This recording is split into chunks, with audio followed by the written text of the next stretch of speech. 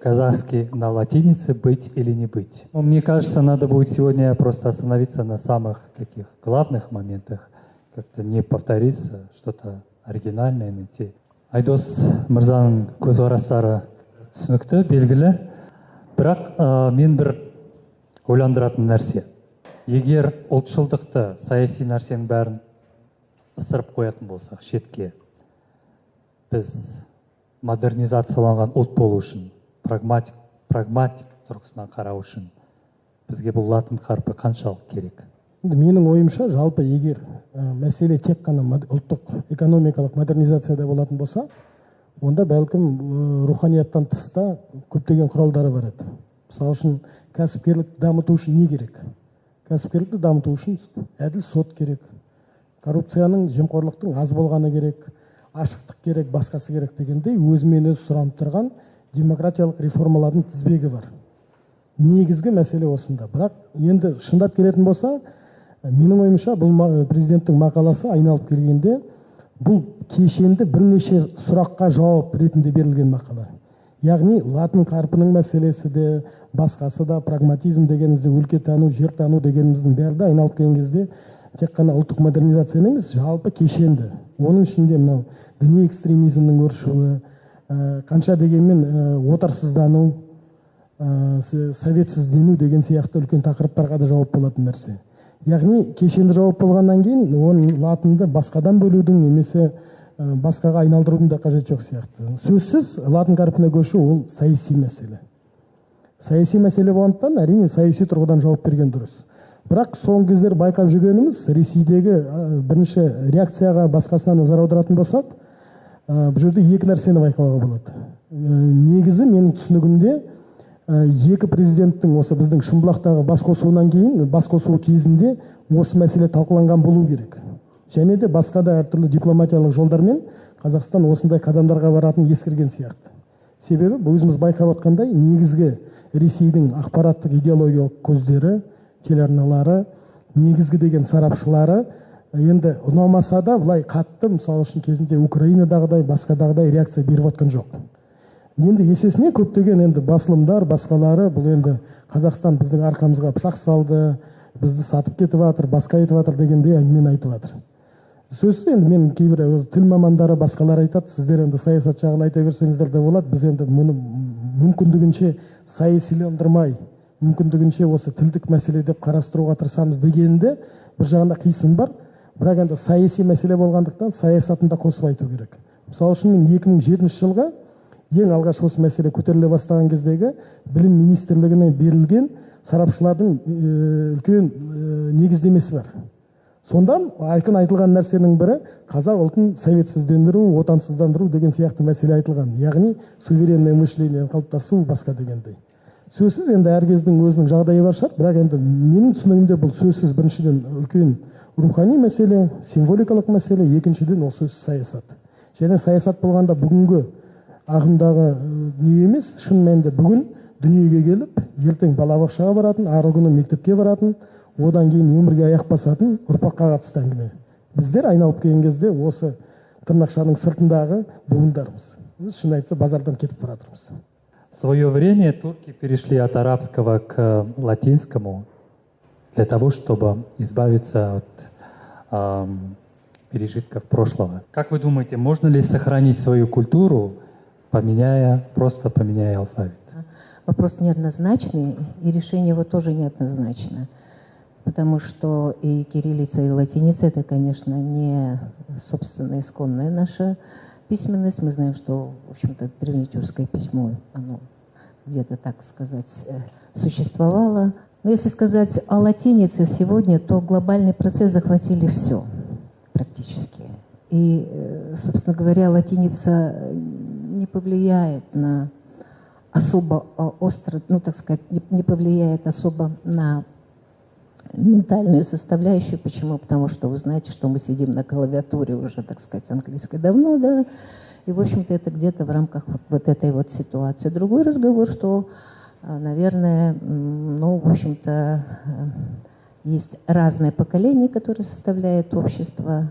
Оно всегда неоднородное, я имею в виду даже возрастное, социальное и так далее. Конечно, оно по-разному будет воспринимать, реагировать и, так сказать, находить свою точку отсчета своей идентичности. Қанат Тасыбеков мырзаға сұрақ қояйық. Егер біз латын қарпіне көшсек, онда қазақша оқитындар одан да азайып кетпей ме?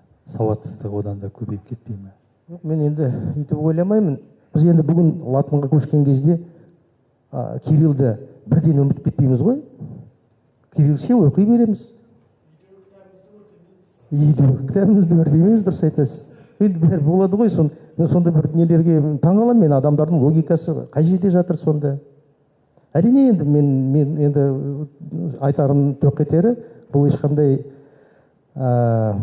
кедергі жасамайды деп ойлаймын, ал енді оған керісінше бір жақсы ықпал етуге үміттенемін болады деп. Кезінде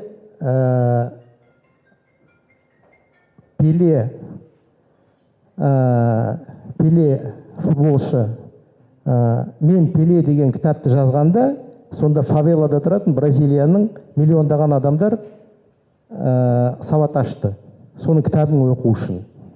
Көрдіңіз бе? Сондықтан біздің қазақтың жазушылары, ақындары осындай заманауи қаланың лексикамен жазылған бір жақсы құнды нәрселер жазғанда, сол жақсы ықпал етеді деп ойлаймын.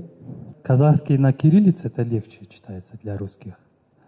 Когда они переходят на латиницу, и мне кажется, это оттолкнет русских от казахского больше. Люди, которые пытаются изучать казахский язык, им будет труднее изучать казахский. Вы так не считаете? На самом деле любой алфавит, он как бы вот в исторической ретроспективе внес определенные функции, да, то есть, ну, прежде всего это знаковая система для фонологического письма, или вернее языка. Есть и графическое письмо, пиктографическое, и на самом деле, допустим, слава богу, не Китай, не другая юго-восточная страна, которая пользуется иероглификой, она не отказывается. Почему? Потому что там работает очень мощно, ну, так сказать, этот визуальный код, который, собственно говоря, является мощным идентификатором культурным и, собственно говоря, сохраняет, так сказать, симметрию работы двух полушарий восприятия, то есть это целостное мировосприятие. Что возьмите латиницу, что кириллицу, это, конечно, собственно говоря, письмо такого вот плана для фонологии. То есть мы звуки обретаем в какие-то, так сказать, буковки, символы, и все это, собственно говоря. Другой разговор. Я тут солидарна, что, конечно, сила привычки, понимаете, она всегда мощная. Понятно, что чтобы знать казахский язык, это не значит знать кириллицу. Это как бы, это нонсенс, да, так же, как и чтобы знать казахский язык, нужно, так сказать, перейти на латиницу. Дело не в этом. Язык и письмо — это как бы вещи такие, конечно, коррелирующие, но не, ну, так сказать, не единое начало. Вот что я хотела сказать, собственно говоря. Поэтому здесь вопрос, конечно, с точки зрения культурологии, культуры, то понятно, что наша идентичность просто поменяет сферу своей вот этой картографии. Как говорит Джеймисон, что такое сегодня идентичность? Это картография. Это вот в нашем современном мире мы просто меняем точки своего как бы локализации. Вот сегодня на самом деле это практически точка нашей локализации. Ну, возможно, что переход, если это правильно упаковывать, правильно подавать, то, в принципе, наверное, она должна вызвать еще больше интереса. Потому что, ну, во-первых, мы все казахи садимся за парты единовременно, да, есть такая старая, известная, ну, это не байка, это из жизни, когда помощники внезапно заходили к Ататюрку, когда он работал, он, говорит, все-таки старой вязью писал, справа налево, это очень хорошо видно было в своем дневнике. Он тут же закрывал, открывал, говорит, другую бумажку и начинал на латинице писать там и так далее. Это известный случай. То есть это сила привычки. Но, тем не менее, почему это переход был, это вот, мне кажется, это такой, в хорошем смысле, водораздел. На самом деле мы говорим же о какой-то приверженности, какой-то части света, да, если на то пошло. Обычно, когда послание появляется, у нас весь народ, все чиновники идут разъяснять, а в этом году что-то чиновники так очень так застопорились. И сами не поняли, то ли там с безработицей бороться, то ли с бездорожьем, то ли совсем одновременно. И как-то вот чувствуется, что для госаппарата это стало каким-то откровением. Это выход за какие-то флажки, которые у них изначально были. Біз жаңағы ұлттық мәселені мен әлі бітірген жоқпын. Сонда біз бәрібір сұрақ тұрады да, басқа ұлттарды не істейміз? Қазақстан екіге бөлінбей ме? Орыстар кириллицада, қазақтар латынша. Ұлттар одан сайын бөлініп кетпей ме арасы деген? Онда мен орысша жауап берейін, өйткені орыс тілділерді мазалап жүрген сұрақ қой. В последнее время очень часто звучит такая мысль в прессе из уст одних и тех же наших общественных деятелей, что переход на латиницу должен охватить не только казахский язык, но и русскоязычное население Казахстана. Это, конечно, пусть они меня простят, очень смешно, потому что язык — это не вещь политическая. Латиница касается только казахского языка. Я сейчас с такой гордостью говорю об этом, потому что впервые наш народ делает свой выбор сам при определении своего алфавита. К сожалению, я не знаю, к сожалению это или к счастью, это потом история покажет, казахский народ в своем историческом развитии использовал очень много графических систем. Так сложилось. И на данный момент, почему народ хочет латиницу? И почему мы, лингвисты, хотим латиницу? Значит, смотрите, дело в том, что когда вводили кириллицу в 1939 году, можно считать и в 1940-м, у народа не спрашивали. Алфавит, конечно, наши лингвисты постарались сделать системным, потому что переняли все знания, которые были вот на том алфавите байтурсуновском. Однако же был принят закон, по которому мы 70 лет писали казахские тексты. В этом законе гласилось, что все слова, заимствованные с какого-либо языка, необходимо преломлять через русскую орфографию, произносить по нормам русской орфоепии. И строго запрещалось в литературной норме произносить эти слова на казахский лад и писать эти слова по правилам казахской орфографии. И сейчас мы, лингвисты, наблюдаем такой процесс, что с каждым годом в нашем словарном фонде, особенно касающимся научно-интеллектуального дискурса, становится все больше и больше слов, которые произносятся, пишутся по русской орфографии и по русской орфоепии. То есть велика вероятность, что скоро вот эта часть нашего сознания, она полностью станет к реализированным. И мы, лингвисты, почему мы, именно лингвисты, подняли этот вопрос в 1990-х годах? И как раз вот по этой причине. Сама по себе кириллица, как графическая система, она ничем не хуже латиницы, я бы даже сказала, она мощнее и совершеннее, потому что она появилась гораздо позже латиницы, она переняла все позитивные стороны латиницы. Но если мы сейчас просто прореформируем наш алфавит и постараемся убрать оттуда буквы, которые не пишутся в казахских словах, то все равно образ заимствованных с русского языка слов не будет восприниматься населением.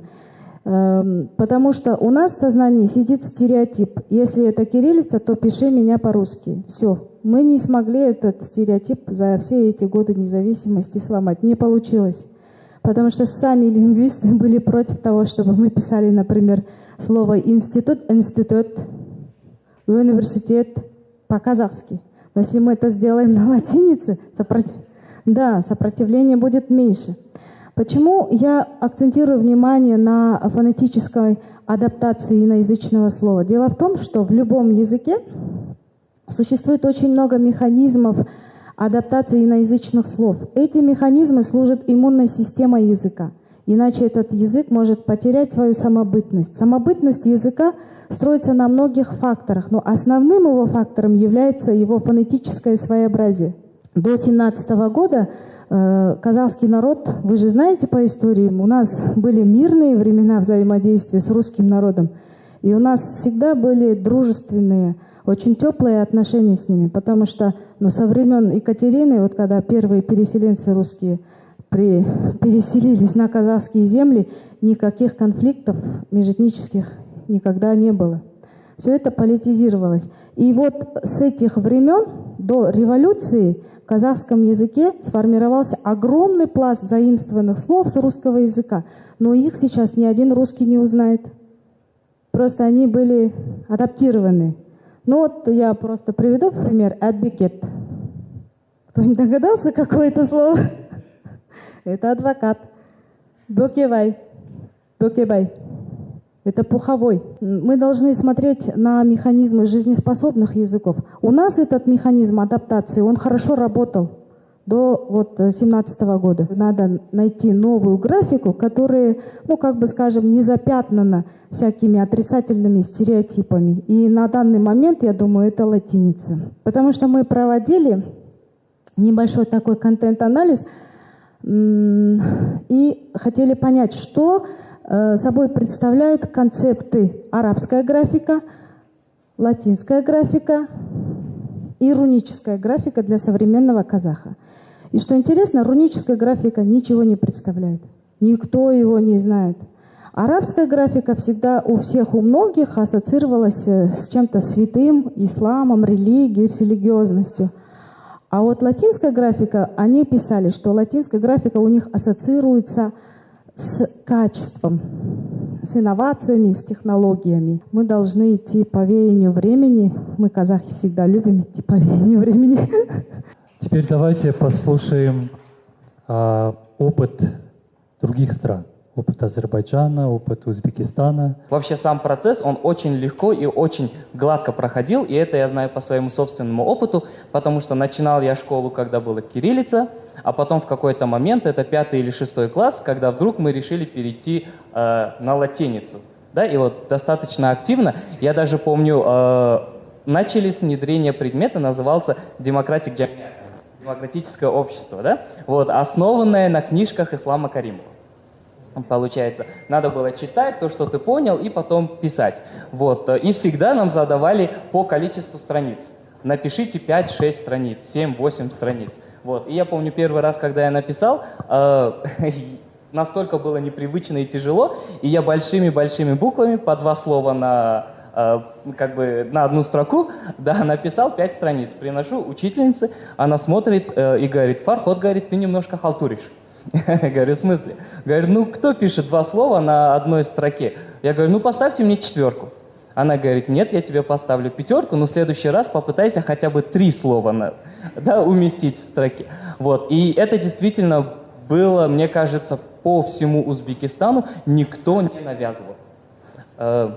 Шоковой терапии вообще Узбекистан не очень любит. И вот внутренняя политика поэтапного перехода почти во всех сферах и распространялась на латиницу тоже. Честно говоря, я даже помню в начале, когда нам объясняли, почему мы переходим на латиницу, там было 3 компонента.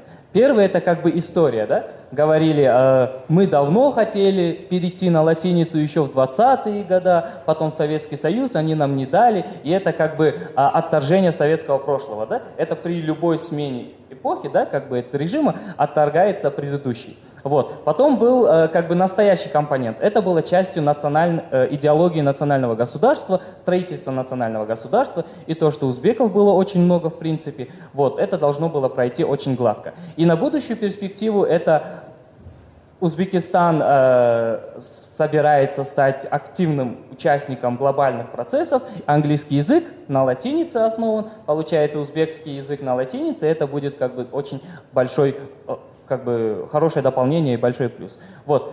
Касательно того, насколько наука пострадала. Мне кажется, наука не пострадала из-за латиницы. Если она и пострадала, то, наверное, это из-за других каких-то процессов. Кстати, когда меня пригласили сюда, я позвонил домой с родителями поговорить, да, вот. А вообще насколько, да, как на вас вообще влияет вот это все? Тем более, что моя мама русская. Вот. Звоню и, значит, мама, мы же перешли на латиницу? Да, перешли. И как вам тяжело? Да нет. А почему не тяжело? Откуда вы научились вообще читать, писать? С братьями твоими занималась. То есть мои младшие братья, они пошли в школу, и у них уже было полностью 100% латиница. И, естественно, занимаясь уроками математика, физика, даже не узбекский язык и литература, и не история, просто другие любые предметы, они научились писать и читать. В Узбекистане этот процесс все еще продолжается, но уже с новым поколением, а это уже 25 лет, это уже новое поколение выросло на латинице. Так что я думаю, очень скоро, в принципе, кириллица сама по себе изживет себя, и насколько это был положительный или как бы провальный опыт, мне кажется, больше, наверное, положительный. Ведь на самом деле, когда в Узбекистане принималось решение перехода на латиницу, здесь же фиксируется еще контекст. Есть достаточно большое количество людей, которые считаются узбеками, которые живут за пределами Узбекистана. В том же самом Казахстане. Здесь узбеки учатся на кириллице. Да? То есть это достаточно, причем проблемная тема, когда проблемная тема, например, вопрос учебников, да? Доступа узбеков в Казахстане к учебникам на латинице. И, соответственно, если Узбекистан бы переходил на латиницу резко, да, как было предложено, обрубая все концы, часть людей оказалась бы вне своей этнической культуры. То же самое касается узбеков, живущих в Афганистане, которые до сих пор пользуются арабским вязью. Да? Соответственно, произошло бы отторжение этой части людей. Я думаю, для Казахстана эта проблема также будет стоять, потому что, более того, это для Казахстана более серьезная проблема, потому что Узбекистан в данном случае не является включающим этносом. В Узбекистане нет программы возвращенцев. Для Казахстана эта программа является одной из фундаментальных, и, соответственно, как будут воспринимать культуру люди, которые и жили длительное время за пределами Казахстана, и сейчас еще попадают в совершенно другую графическую среду. Поэтому, ну, опять-таки, вот я могу сказать, что узбекский опыт, с моей точки зрения, был здесь достаточно эффективен. Второй вопрос – это доступ к культурному наследию. Все-таки за длительный период создавались тексты и на арабской вязи, и длительное время создавались тексты на кириллице. И если мы, соответственно, посмотрим закон 1993 года, когда вводилась латиница в Узбекистане, там закон всего состоит из 2 статей. Вторая статья фиксирует, что государство сохраняет все возможности для использования культурного наследия на арабской графике, культурного наследия на кириллице. Ну, я вообще не очень мне понравилось, что я представлялся как политолог, поэтому в данном случае лучше какое-то мое прошлое взять философски и сказать, что социолингвист, потому что эти вопросы я в какой-то области изучал, да, формально. И с другой стороны, как я как Жириновский скажу, у меня папа татарин, а мама учитель узбекского языка. Да? То есть это так же, как Фахот, это, наверное, вот наша там традиция сформирована в Узбекистане. Я тоже позвонил родителям, позвонил маме. Но на самом деле это давний разговор с мамой, разговор о том, как воспринимается латиница для моей мамы, которая преподает узбекский язык для детей, дошкольников и для взрослых людей. То есть с ее точки зрения никакой проблемы абсолютно не возникает.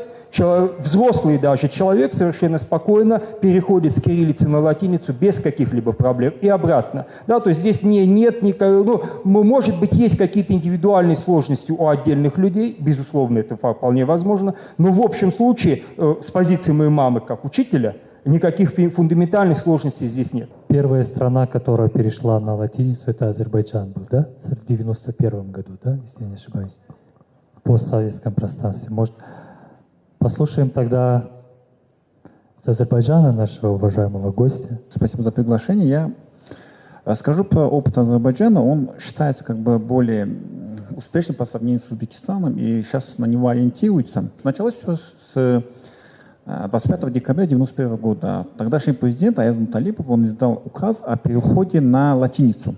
И латиница, она была признана официальным алфавитом Азербайджана.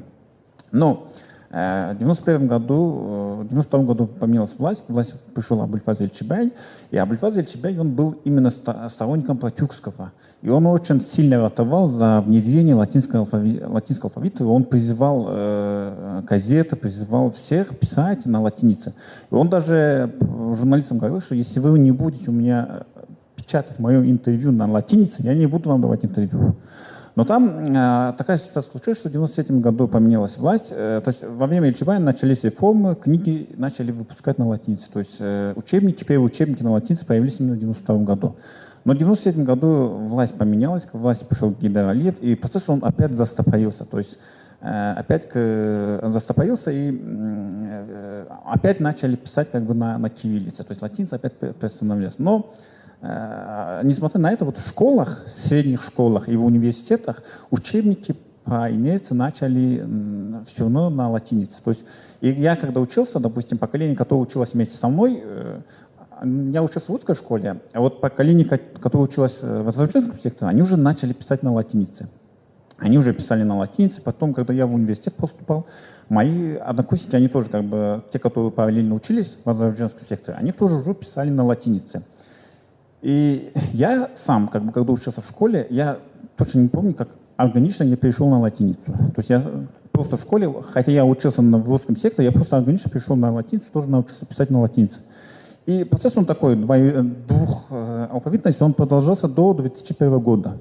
И в 2001 году, в мае 2001 года, генералит из мая или июня, я могу ошибаться, он издал указ о том, что с 1 августа 2001 года в Азербайджане запрещается любая продукция, любая печатная полиграфия на кириллице.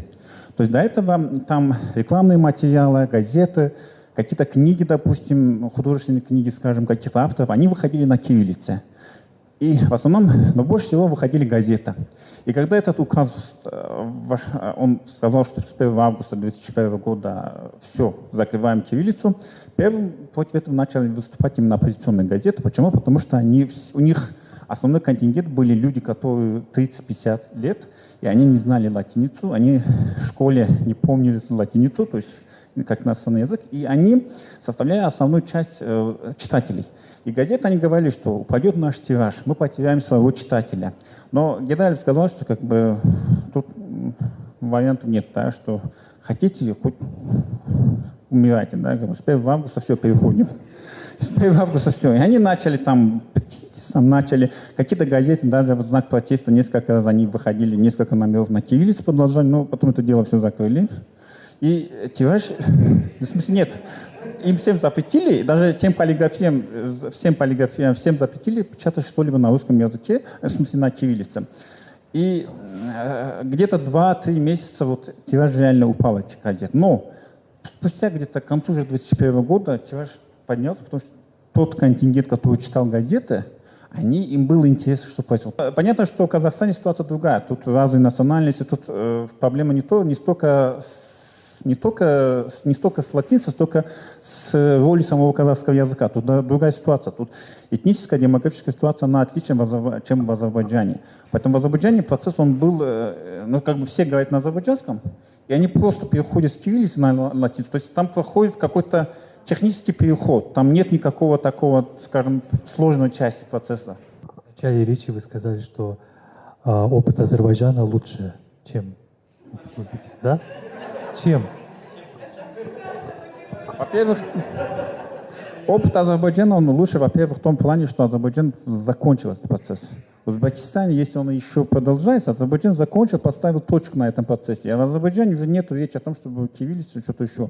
Все научные произведения, все книги, все же целая индустрия, она уже посела под латиницу. В Узбекистане, наверное, в процессе пойдет, да, что научные произведения и т.д. будут переходить больше на латиницу. Какая-то часть перешла, как сказали спикеры. Да, на самом деле это не тот случай, когда, да, Узбекистан критикует, и узбеки встают, нет, вы что, у нас все хорошо. Нет, на самом деле не так. Я сам достаточно, хочу, чтобы все поняли, достаточно критично отношусь ко многим вещам политики Узбекистана. Но вот в данном вопросе, да, если так немножко поразмышлять, предположим, что этот опыт не совсем удачный, да, и мы до сих пор переходим. Но на самом деле, поверьте, почти все книжки, все печатается и онлайн, и hard-copies на латинице в Узбекистане. То, что на улице можно увидеть где-то на кириллице еще, например, название магазина или еще что-то, да, но может быть людям так удобнее, да? Почему бы нет? Вопрос. Все знают, да, как в Узбекистане проводится политика. И, наверное, это единственная страна в Центральной Азии, которая, если бы захотели, они бы это сделали, да? Вот. Поэтому, если идет вот такая критика, и в Узбекистане все еще Узбекистан не перешел в процессе, это провальное, может быть, надо задуматься, может быть, правительство Узбекистана, власти, они действительно не совсем хотели это все в одночасье реализовать. Вот, это не было главной целью. И если народу так удобней, очень, очень мягкий такой переход, пожалуйста, используйте кириллицу, если вы хотите, но все это...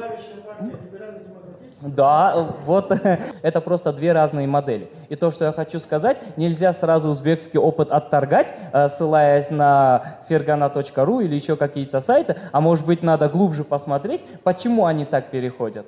И может быть тоже какие-то позитивные моменты перенять в процессе перехода. Я просто хочу одну вещь сказать, да, вот, которая из всего этого... Вот у нас даже в Казахстане, получается, нету собственного взгляда на процесс перехода латинизации в соседних братских странах, да, при этом у нас сложились какие-то штампы, которые мы просто импортировали из российского дискурса, который, понятно, этот процесс, которым не нравится. В 2007 году, когда впервые встал вопрос, была создана комплексная экспедиция из ученых, ну, не только лингвистов, там были и политологи, и социологи. Мы были в Узбекистане, в Турции, в Азербайджане. Мы встречались с узбекскими учеными, с очень видными, знаменитыми.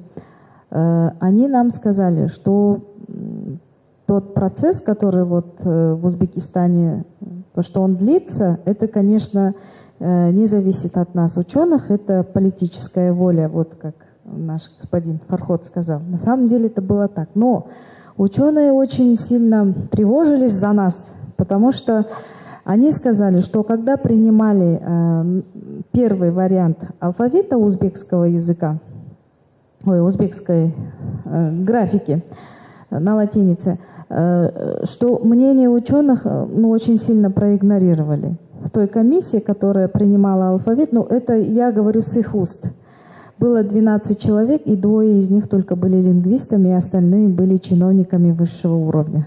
Но, однако же, мы смотрели алфавит узбекского языка, но у нас очень много вопросов по этому поводу. Например, мы, лингвисты, сейчас хотим, чтобы у нас в казахском языке был алфавит, построенный по принципу один звук, одна буква. А в узбекском варианте латиницы есть некоторые буквы, которые состоят из 2 графем. Из 2 графем и передают один только звук. Опыт Турции, честно скажу, наверное, не будет высоко сказано, но мы и вдоль и поперек изучили за эти 2 поездки. И мы даже смотрели, как они освоили на латинице иностранные слова, потому что сейчас турецкий язык открыт для европейских языков, там очень много заимствований с немецкого и с французского языков, как они эти слова осваивают в турецком языке. И что нас удивило, ни одно иностранное слово не пишется и не произносится как в языке источники. И латиница служит очень хорошим инструментом в этом деле. И я думаю, что если мы будем делать орфографический словарь казахского языка на основе латиницы и новые орфографические правила письма, то все наши исследования по Турции мы будем использовать.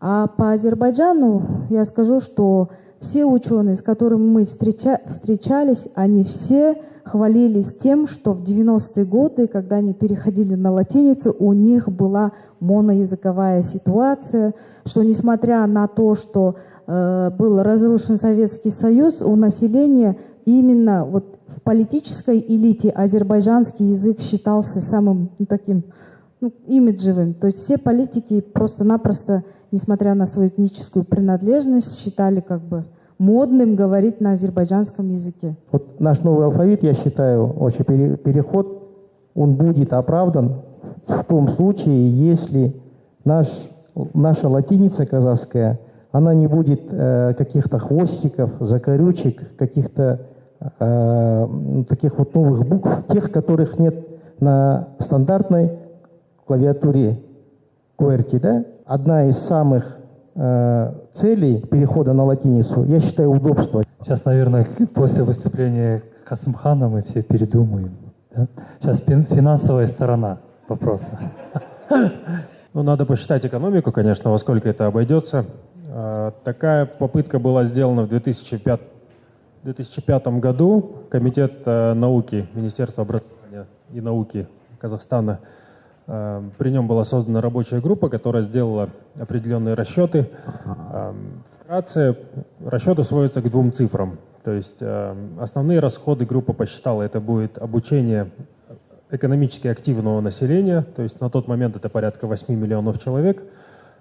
Посчитали, что эти курсы, одномесячные курсы будут проводиться для всех, то есть всеобуч, поголовное обучение в течение месяца. На тот момент стоимость этих курсов оценили на каждого участника по 4500 тенге. Соответственно, сумма итоговая вышла 35 миллиардов, более 35 миллиардов тенге. Другие расходы, которые учитывались, это была в основном смена вывесок, смена гербовых печатей, транспортные вывески, учреждения культуры, все, что финансируется из бюджета.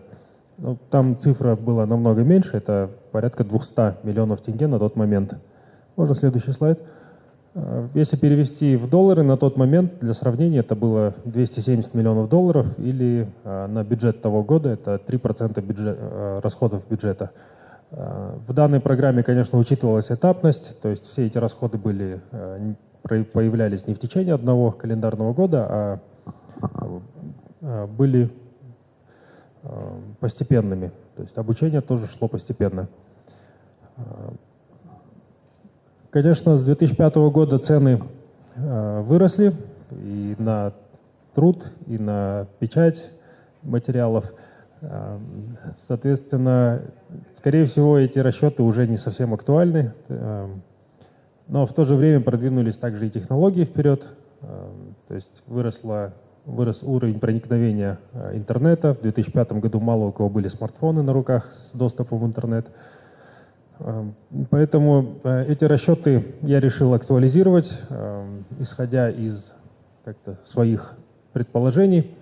В процессе исследований я пытался найти данные по Узбекистану, Азербайджану, Туркменистану. Ну, Турция была давно, поэтому по ней данных нет. Именно по количеству, по бюджету перехода. Сколько заняло бюджетных средств перейти на латиницу в этих странах. К сожалению, ни на русском языке, ни на английском таких расчетов я не нашел. Никаких академических исследований тоже с цифрами на эти темы мой поиск не дал. Возможно, такие цифры есть на языках этих стран. Конечно, пока все расчеты очень приблизительные, потому что нет ясности о самом плане реализации. Нету плана мероприятия, непонятно, по какой дороге выберет правительство. Если грубо посчитать, то обучение населения, вот с учетом тех данных, которые закладывались в 2005 году, если их актуализировать по нынешним ценам, то это займет от 50 до 100 миллиардов тенге. Расходы по госсектору – это все, что связано с деятельностью госорганов, замена бланков, замена визиток, обновление веб-порталов, услуг, грубо говоря, от 5 до 10 миллиардов тенге. Сектор образования – это выпуск учебников, в основном это школьные учебники. У нас порядка 3 миллионов школьников, половина из них учатся на казахском. Соответственно, если взять по одному учебнику стоимостью в 1000 тенге, то выходит порядка от 3 до 5 миллиардов тенге. Это расходы на замену учебников. По частному сектору, конечно, будут также расходы, связанные с тем, что насколько будут высокие требования государства по внедрению именно латиницы казахского языка, соответственно, расходы на переводчиков, на замену всех бланков, договоров и сопутствующих. Соответственно, вырастут транзакционные издержки бизнеса, которые будут перекладываться на себестоимость продукции, и, соответственно, потребитель в итоге будет платить за эти расходы. Ну, я так навскидку посчитал, что это будет чуть выше, чем расходы госсектора, потому что это основная часть населения. В целом можно сказать, что от 68 до 135 миллиардов тенге, очень грубый расчет, что эта компания может занять вот в течение своей имплементации. Следующий слайд показывает в долларах, это будет от половины до 1 миллиарда долларов на всю компанию. В целом это порядка 1,5–3 2% расходов бюджета за 1 год, да. Возможно, если туда встроить цифровые технологии, обучение через дистанционные каналы, то есть, тогда можно снизить даже бюджет, и, возможно, можно сделать его даже ниже, чем он предполагался в 2005 году. Потому что мы понимаем, что, допустим, расходы на типографии, да, так как сейчас все типографии цифровые, соответственно, там расходы будут только на софт. Спрашивают, какая будет экономическая выгода от перехода на латиницу. Но мое личное мнение как экономиста, что эта тема, она лежит, как бы нужно учитывать, конечно, бюджет, но она лежит вне экономической плоскости, и очень сложно посчитать выгоды от перехода на латиницу. Они не такие явные. То есть нельзя сказать, что мы в одночасье станем, все поголовно станем понимать тексты на латинице, то есть на английском, да. Это все равно не будет такой прямой выгоды. Мое мнение, что переход на латиницу нужно воспринимать как какое-то культурное событие, больше, у которого не будет экономической, не нужно ждать экономической выгоды. Ну, примерно как Экспо, да, вот. Это больше расходная статья. Невозможно продать столько билетов, чтобы его купить. Не нужно никого обучать, такие тратить миллиарды. Потом, когда говорят, надо все поменять. А зачем менять? Опять же мы говорим, ну, если логически взять, мы не разучимся читать на кириллице. Все, что новое выпускается, оно будет выпускаться на латинице со времени Че, да?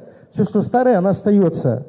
И все, это будет даже экономия. Я здесь вообще не вижу, где здесь расходы. Ну, в общем-то, расходы будут. Ну уж не надо такую идиллическую картину рисовать. Конечно, расходы будут. Ну, давайте будем реалистами. Когда-то советская власть, в общем-то, проводила реформы той же кириллицы, убрала ерь-яти, как вы знаете. Что получилось? Вот «Война и мир» Толстого, там должен стоять ерь. Мир, значение с ерь, это мир, вселенная, а не война и мир, понимаете? Сужение смыслов. И поэтому в том же русском языке появилось очень много омонимов. То есть по написанию слова одинаковые, но разные по смыслу. Понимаете, то это мешает, собственно говоря, на самом деле мировосприятию, в общем-то, смысловым каким-то вещам и так далее. То есть речь, конечно, с точки зрения экономики там должна идти. Но не надо говорить, что нет.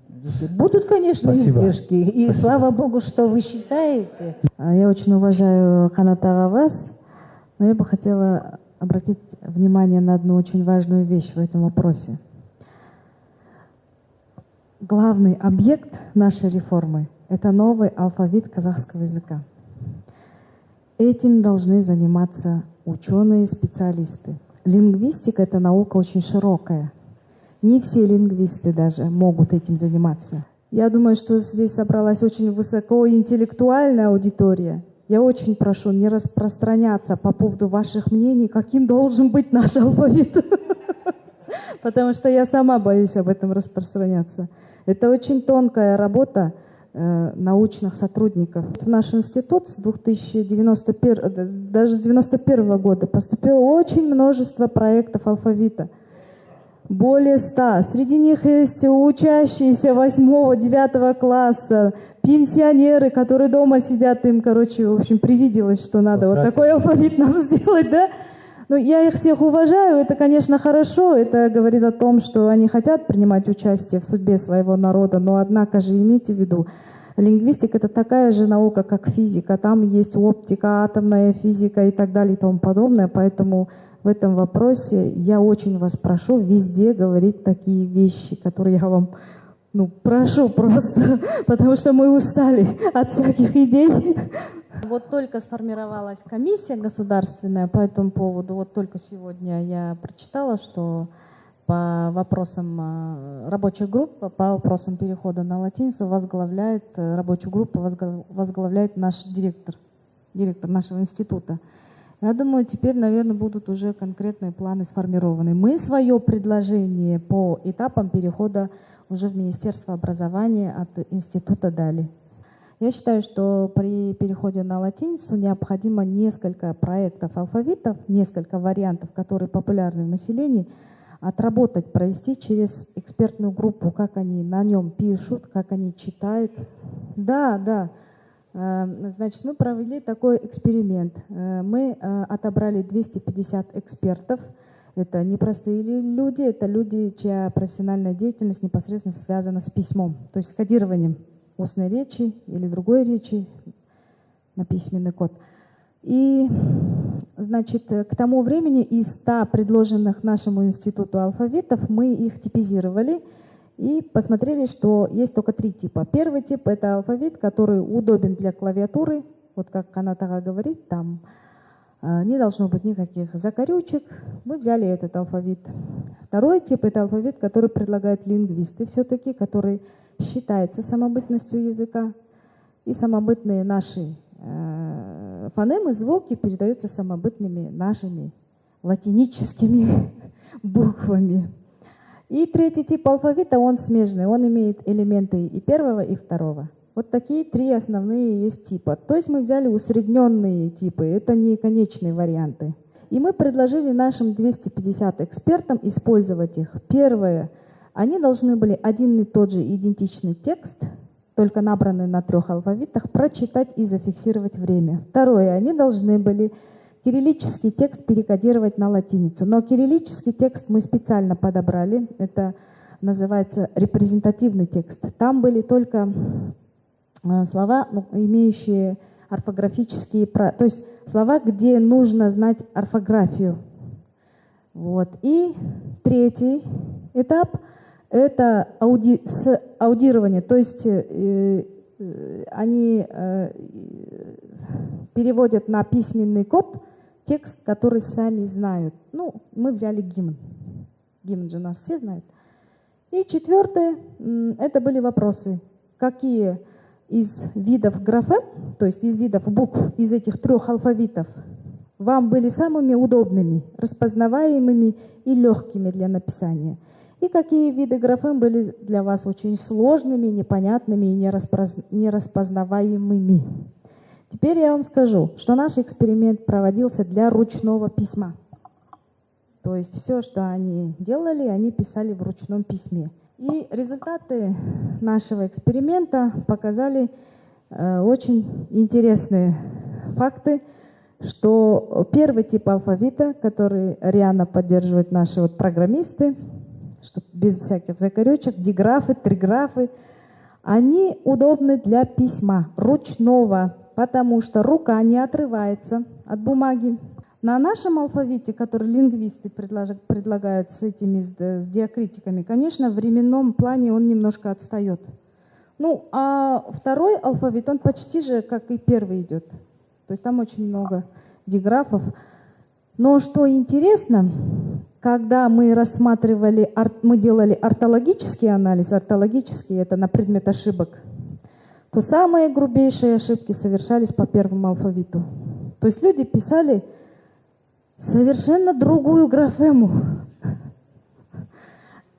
Да, а на первом алфавите ошибок было много, но сама графема была распознаваемая. То есть люди забывали ставить точечку одну, да? Вместо 2 точек ставили 1 точку, вместо закорючки ставили крышечку. Они пока еще вот эту диакритику как бы не воспринимают. Кто-то любит, оказывается, крышечки любит ставить. Вот эти подбуквенные знаки кто-то вообще не хочет писать и так далее. Но сама графема, она распознаваемая.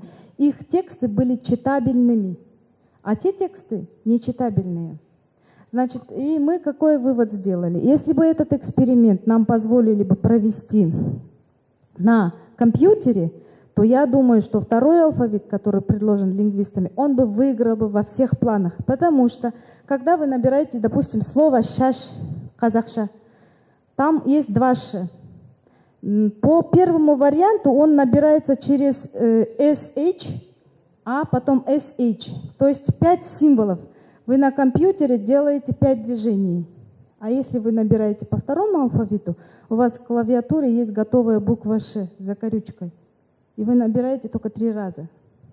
То есть, если смотреть на будущее, мы считаем, что второй алфавит, он в экономическом плане выгодный. И он для зрительного распознавания образа слов, он очень удобен. Насчет «х», да. Значит, смотрите, мы были удивлены, что вот это историческое сознание, оно еще работает. Q, Все поддерживают. 29-го года, вот мы же были на латинице до 40-го, там у нас «к» однозначно во все времена, даже после реформ, было как «q». И вот даже молодежь, и нас было вот среднего возраста эксперты, все однозначно «q». Я предлагаю вообще этот вопрос, вот, так как мы его обсуждаем как бы в целом, как один вопрос, я предлагал бы его разбить на два все-таки. Один — это разработка алфавита, да, и второй — это внедрение. И касательно бюджета, это понятно, что разработка, она должна быть полностью на плечах государства, то есть должен этим заниматься специализированный институт. Но процесс внедрения, здесь, конечно, большое поле для того, чтобы тестировать разные модели. Это, конечно, может быть и одномоментный переход вот по примеру Азербайджана, где все расходы на себя берет государство, да, то есть все вывески полностью госучреждений, и всех заставляет одномоментно все менять. С другой стороны, вот более такая ползучая тактика в Узбекистане, да, когда частный сектор все-таки сам принимает решение, как он хочет себя позиционировать, на кириллице или на латинице. Для нас, для опыта Казахстана, это уникальный шанс, конечно, потому что у нас есть внутренний консенсус на уровне вот, казахской нации, что требуется такой переход, да, в большинство, скажем так. Если использовать вот эту часть общества, которая хочет перейти на латиницу, для того, чтобы сделать это таким народным проектом, где будут задействованы, конечно, частично бюджетные средства, но в основном это будет как проект ГЧП, государственно-частное партнерство, когда представители разных аулов, районов там, на местном уровне сами решают уже, как быстро и как сильно они хотят перейти на латиницу, то тут можно уже привлекать и меценатов, и благотворительные фонды. С переходом на латиницу это можно преподнести как часть возрождения вот этой национальной идеи, сплочения нации вокруг именно внедрения, возвращения к своему историческим корням. Вообще, на самом деле, это вопрос комплексный, и я с вами согласна, должен быть системный подход. Абсолютно верно. Это вырывать вне контекста, что-то придумали, сделали, и, так сказать, дружно, как в советское время говорили, задрав штаны, бежать за комсомолом. Очень верно. На самом деле, это общая культурная политика, даже общекультурная политика. Это и языковая политика. Это все должно работать. Очень... И поэтому считать тоже надо уметь. Нельзя вот так вот захотели, побежали. Если казахи решили, казахи пользуются казахским языком, да, перевести свою графику на латинский алфавит, в общем-то, я думаю, что не должно быть такого вот резкого неприятия. Вот, мне просто как бы по-человечески кажется, как если ты не пользуешься, зачем, почему ты должен, да. Вот. И должно быть какое-то как бы движение на сближение. И у нас есть шанс.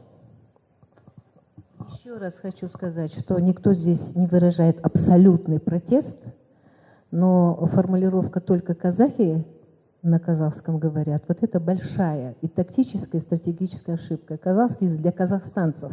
И мы как раз говорим, что этот язык, он на самом деле должен общий быть национальным, консолидирующим. Поэтому не надо так вот сейчас. Хорошо. Наверное, да, поэтому я вас прошу, как бы вот тут на самом деле, если речь идет даже о толерантности, то толерантность должна быть, как бы всецело.